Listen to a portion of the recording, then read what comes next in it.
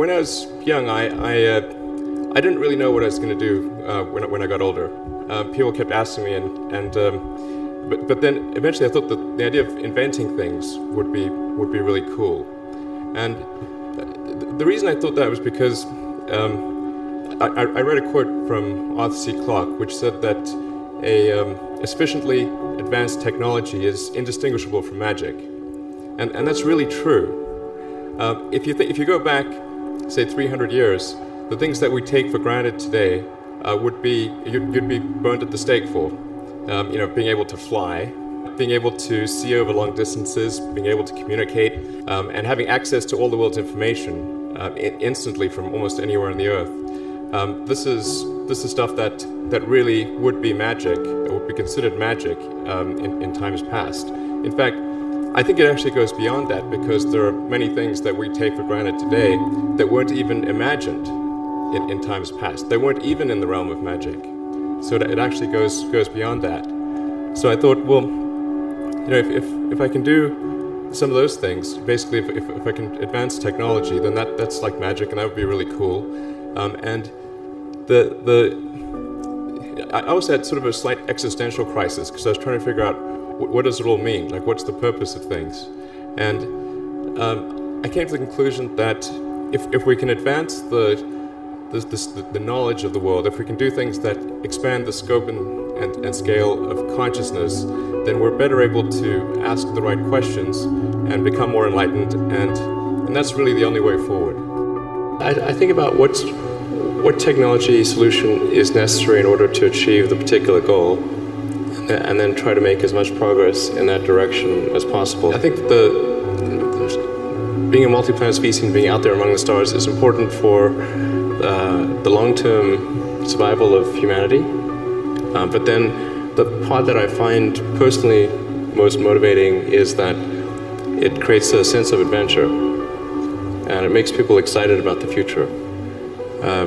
If you consider two futures, one where we are forever confined to Earth until eventually something terrible happens, or another future where we are out there on many planets, maybe even going beyond the solar system. I think that second version is incredibly exciting and inspiring, and there need to be reasons to get up in the morning. Life can't just be about solving problems. Otherwise, what's the point? There's got to be things that people find inspiring and make life worth living.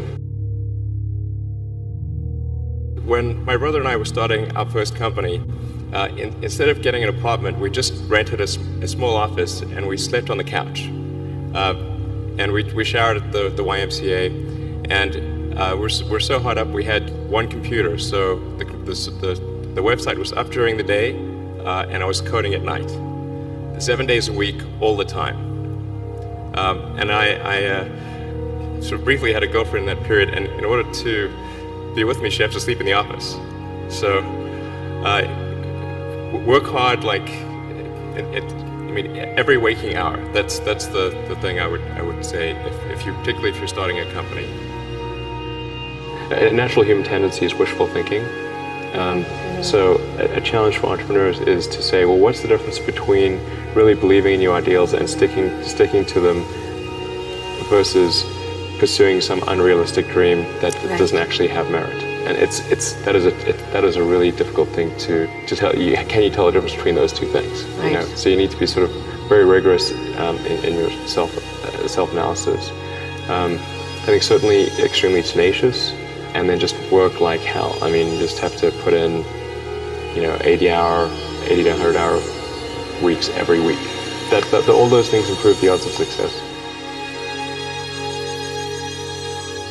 Or how do you think about making a decision when everyone tells you this is a crazy idea? Or where do you get the internal strength to do that?